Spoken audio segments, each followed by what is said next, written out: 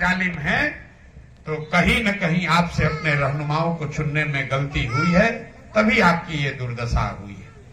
आप यहाँ बैठे हैं, आपको चुनाव की चिंता है, आप ये चर्चा करने आए हैं, सोच रहे हैं कौन जीतेगा कौन हारेगा।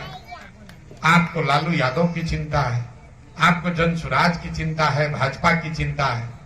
मेरे भाई, मुसलमानों के लिए हदीस में ये लिखा गया कि हर मुसलमान का ये फर्ज है कि वो अपने बच्चों के साथ इंसाफ करे। आपका ये फर्ज है कि आप अपने बच्चों को अच्छा नाम दें, उसकी तालीम तरबियत करें, उसकी परवरिश करें।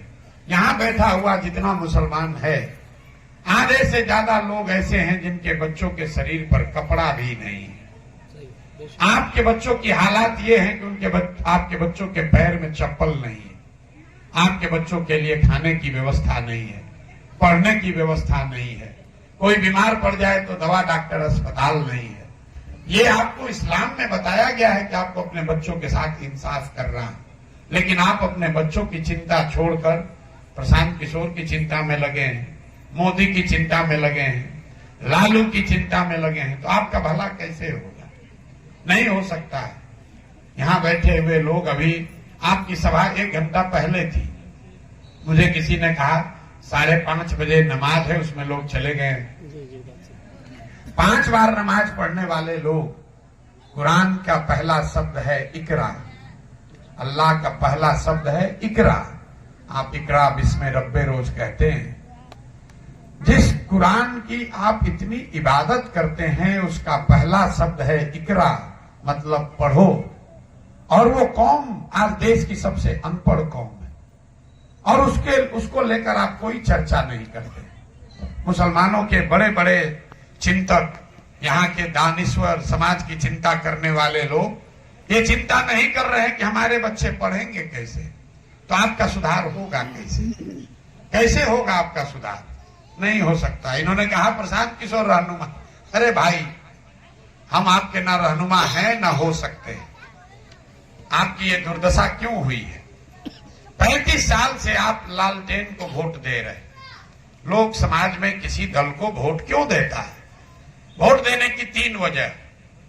पहला, आप वोट देते हैं अपने और अपने समाज के भलाई के लिए, तरक्की के लिए। दूसरा, आप वोट देते हैं अपनी समाज की भागीदारी के लिए। और तीसरा, आप वोट देते हैं अपने राजनीतिक विरोधी को हराने के लिए। इन तीनों कसौटियों पर अपने 35 साल के निर्णय को आप जरा कस कर देखिए। विकास तो आपको मिला नहीं। जितने भी मुसलमान हैं वो तो ये तो मानेंगे ही कि भैया विकास से तो आपका कोई लेना देना ही नहीं है। अब भागीदारी का आलम देखिए। इन्होंने कहा कि जन सुराज वालों ने कहा है 40 टिकट देंगे। आप में से किसी ने ताली बजाया। मेरे भाई, पूरे बिहार में आबादी के हिसाब से 40 विधायक होना चाहिए। आज मुसलमानों के सिर्फ 19 विधायक हैं, और इसकी खूब चर्चा आप लोग करते हैं। मैं आपको बता रहा हूं, ये चिंता का कारण नहीं। आपके 19 विधायक इसलिए हैं कि जिन दलों के साथ आप काम करते हैं, जिन दलों के साथ आप राजनीति करते हैं, उन्होंने आपको टिकट नहीं दिया। चिंता का कारण ये है कि आबादी के हिसाब से बिहार में 1650 मुसलमान मुखिया होना चाहिए। बिहार में 1200 से कम मुसलमान ही मुखिया हैं। आबादी के हिसाब से 27,500 वार्ड सदस्य मुसलमान होना चाहिए। सिर्फ 11,000 से कम मुसलमान ही वार्ड सदस्य हैं। अब जितने लोग आप आए हैं, आप हमको सोचकर बता दीजिए कि भाई, विधायकी में तो टिकट राजद ने नहीं दिया, कांग्रेस ने नहीं दिया, आपको मुखिया बनने से किसने रोका? आपको वार्ड सदस्य बनने से किसने रोका? आपको रोका उस मानसिकता ने जिसको आपने ओढ़ लिया है पिछले 35 साल में, जिसमें आपको ये बता दिया गया कि आप अपने भागीदारी की बात मत करो, अपने बच्चों की पढ़ाई रोजगार की बात मत करो, हमारे पीछे चलते रहो, हमको वोट देते रहो, हम तुम्हारी चिंता करेंगे, भाजपा से तुमको बचा के रखेंगे। तब चलिए इसी को देख लीजिए कि भाजपा से आप कितना बचे। विकास तो आपको मिला नहीं, भागीदारी आपकी है नहीं। तो चलिए इस नजरिए से देखा जाए कि भाई भाजपा को ही हरा देते, वही कम से कम हो जाता। तो 1989 से आप राजद को वोट दे रहे। तब न जन सुराज था, न ओवैसी थे, कोई नहीं था। 1989 से लगातार मुसलमान राजद को वोट दे रहा। 1989 में भाजपा का बिहार में 0 सांसद था, 0, और देश में 2। देश में आज भाजपा के 240 सांसद हैं, बिहार में उनके और उनके गठबंधन का 30 से ज्यादा।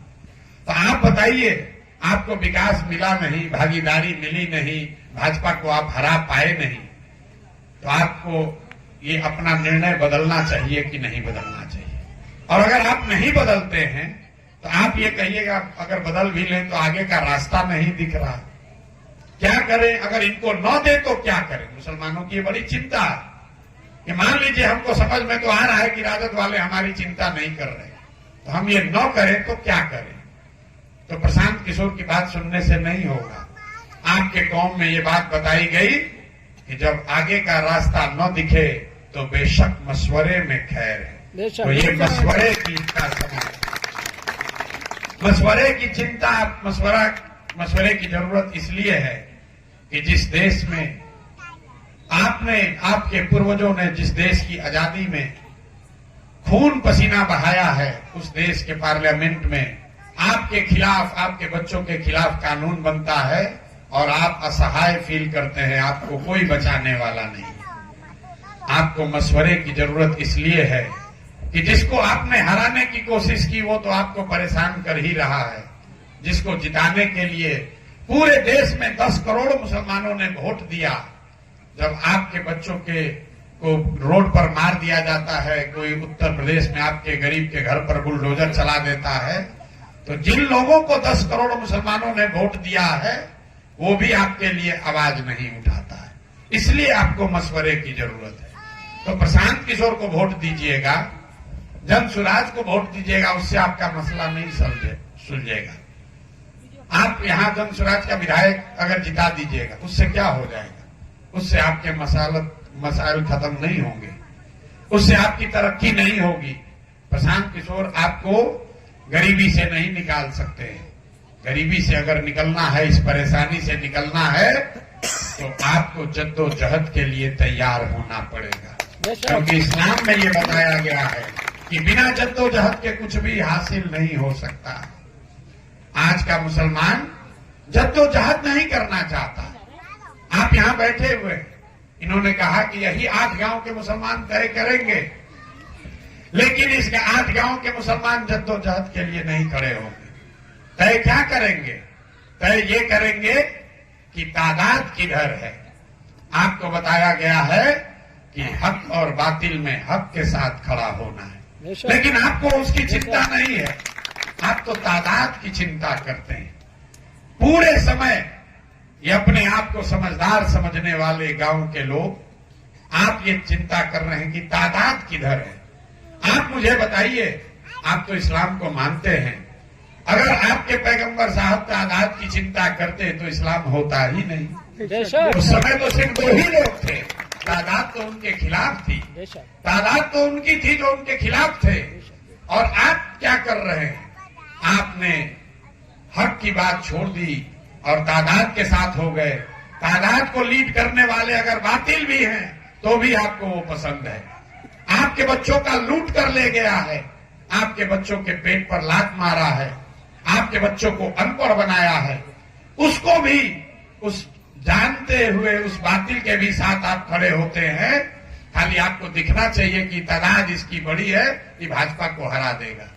तो जब आप इस्लाम की बातों को नहीं मान रहे हैं तो आप प्रशांत किशोर की बात कैसे मानिएगा?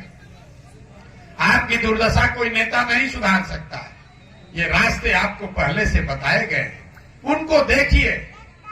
आपको कहा गया, यहां भी आप नमाज पढ़ने गए, हर मुसलमान के लिए कहा गया कि आपको हक़ुल्लाह अदा करना है, उसके लिए आप इबादत करते हैं, उसके लिए आप रोजे रखते हैं, नमाज पढ़ते हैं।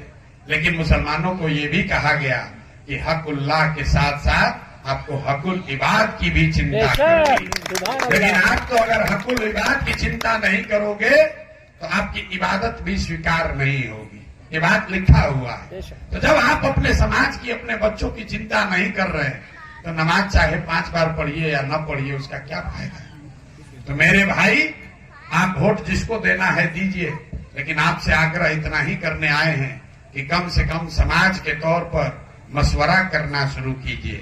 नहीं कीजिएगा, सिर्फ वोट देते रहिएगा, तो जीवन में कभी तरक्की नहीं होगी, समाज का भला नहीं होगा, आपका रहनुमा प्रशांत किशोर नहीं हो सकता है। जन सुराज आप एक व्यवस्था है जिसमें अगर आप चाहें तो इसमें जुड़िए, अपने बच्चों को जोड़िए। हम वोट नहीं मांग रहे, हम आपकी दुआ मांग रहे हैं। ये बड़ी लड़ाई है, ये लड़ाई बिहार से शुरू हुई है, बिहार के लिए नहीं है, देश के लिए लड़ाई है। गांधी जी जब आए, चंपारण में उन्होंने आंदोलन किया। चंपारण के आंदोलन से देश आजाद नहीं हुआ, लेकिन चंपारण की आंदोलन से गांधी जी ने वो हथियार दिया, वो विश्वास दिया कि ये भी तरीका है जिससे अंग्रेजों को हराया जा सकता है। तो अगर बिहार के मुसलमान खड़े होंगे, जन सुराज से जुड़ेंगे, हिंदू मुसलमान अगड़ा पिछड़ा सब मिलकर ये व्यवस्था बनाएंगे, तो ये जीत भले बिहार में होगी, लेकिन इसकी महक, इसकी चर्चा पूरे देश में जाएगी। यही वो रास्ता है। अगर गोडसे को हराना है तो एक ही रास्ता है, गांधी के विचारधारा को फिर से पुनर्जीवित करना पड़ेगा, दूसरा कोई उपाय नहीं है। MYPY करते रहिएगा, उससे कोई फायदा नहीं। आपको यह नहीं समझ में आ रहा है कि आपकी लड़ाई है किससे। आप समझ रहे हैं कि आपकी लड़ाई भाजपा से है।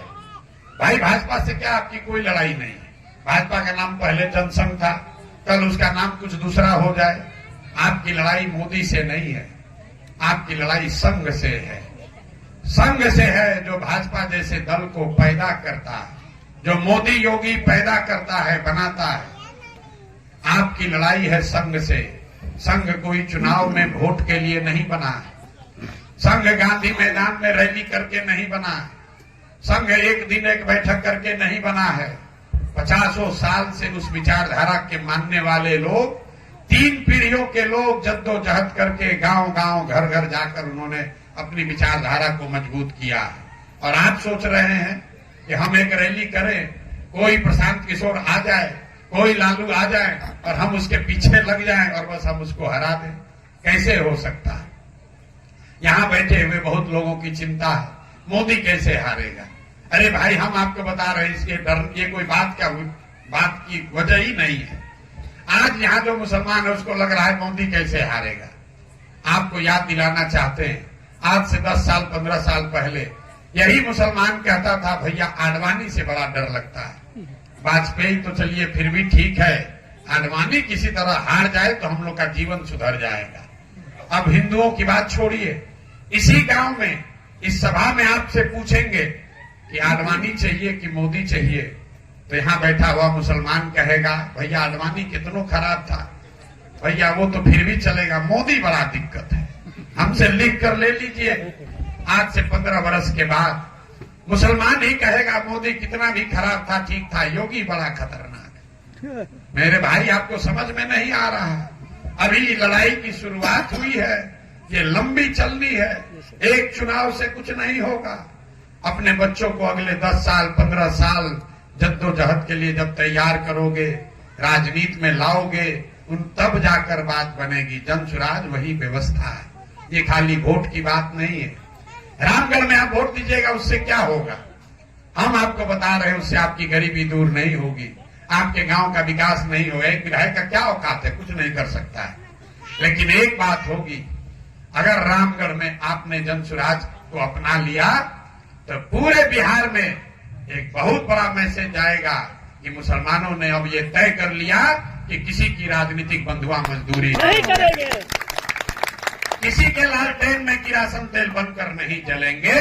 जो हमारे हक की बात करेगा हम उसके साथ खड़े होंगे, चाहे उसकी तादाद छोटी हो या बड़ी।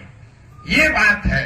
अभी न किसी की सरकार बननी है न हटनी है, लेकिन ये मैसेज बहुत बड़ा है, क्योंकि 35 साल से आपको इतना बता दिया गया। यहां बैठा हुआ मुसलमान अपने आप को अल्पसंख्यक बताता है। आप लोग भी बातचीत में कहते हैं हम लोग माइनॉरिटी हैं, अल्पसंख्यक हैं।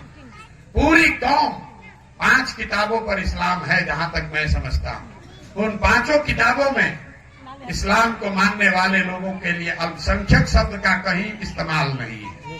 ये आपके मन में बैठाया गया। अल्पसंख्यक कोई जाति नहीं, अल्पसंख्यक कोई धर्म नहीं, अल्पसंख्यक एक मानसिकता है जिसमें ये माना जाता है कि जो अपने आप को अल्पसंख्यक बताता है वो स्वीकार कर लिया कि भाई मैं अपने दम पर नहीं चल सकता हूं, जो बहुसंख्यक समाज है मेरे विकास की चिंता, मेरे सुरक्षा की चिंता, मेरे तरक्की की चिंता बहुसंख्यक समाज करेगा और हम अल्पसंख्यक हैं। यहाँ बैठा हुआ मुसलमान भी कहता है हम लोग अल्पसंख्यक हैं। भैया अल्पसंख्यक कब से हो गए? आप तो मुसलमान थे, आपको इस राजनीतिक बंधुआ मजदूरी ने अल्पसंख्यक बना दिया। किसी हिंदू को आपने कहते हुए सुना कि हम बहुसंख्यक हैं? भाई बहुसंख्यक अल्पसंख्यक ये मानसिकता है, ये कोई जाति धर्म नहीं है। इसलिए अपने आप को अल्पसंख्यक मत बुलाइए। जब आप अपने आप को अल्पसंख्यक बुलाते हैं तो आप ये स्वीकार करते हैं कि आप में वो ताकत नहीं है कि आप खड़े हो सकते हैं। आप कहते हैं हमारी संख्या नहीं, हम अकेले क्या करेंगे। आप बताइए लालू जी के जाति की कितनी संख्या है? 15%। नीतीश जी के जाति की संख्या कितनी है? 2%। प्रशांत किशोर की जाति की संख्या कितनी है? 3%।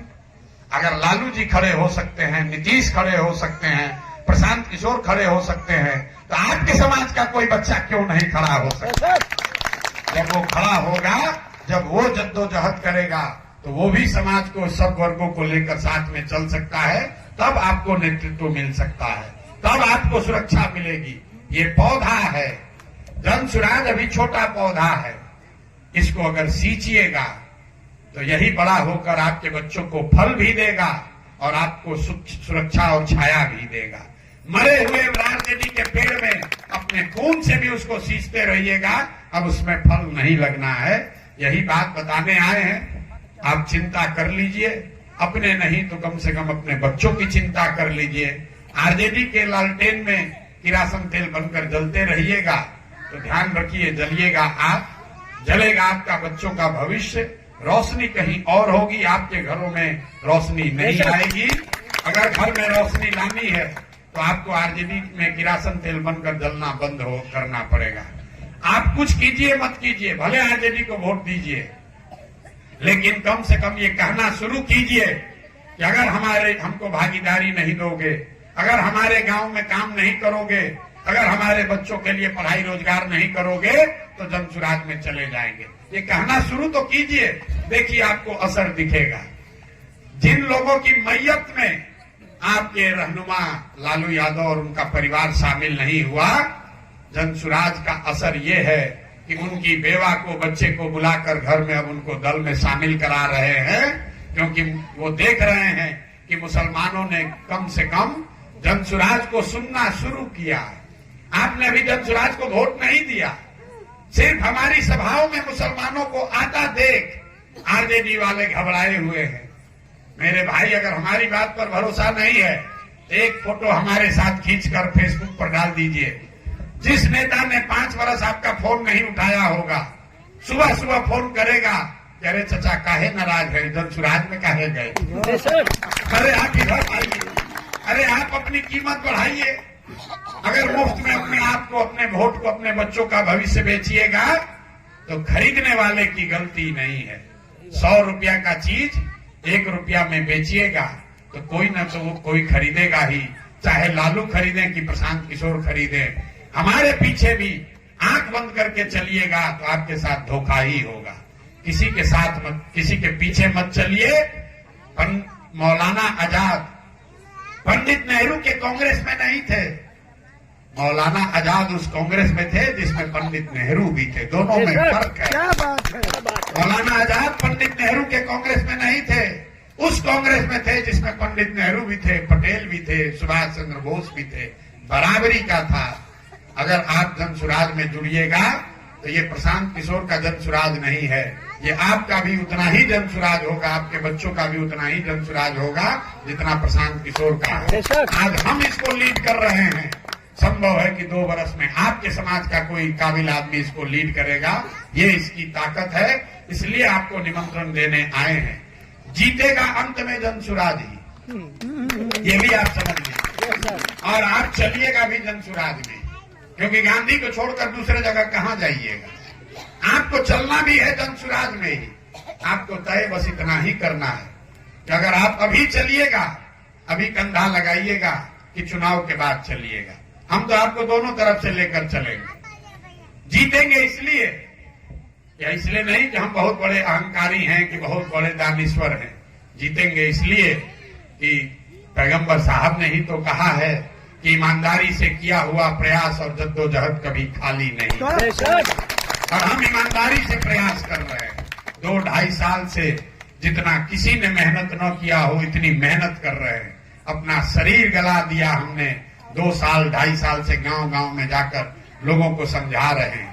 तो सफलता जन स्वराज को मिलनी ही है। अगर आप अभी कंधा लगाएंगे तो निश्चित तौर पर हमारे लिए लड़ाई आसान हो जाएगी, लेकिन न भी लगाएंगे तो कोई बात नहीं, जीतने के बाद चलिएगा। लड़ाई बहुत लंबी है, बिहार से शुरू हो रही है, आगे तक जाना है।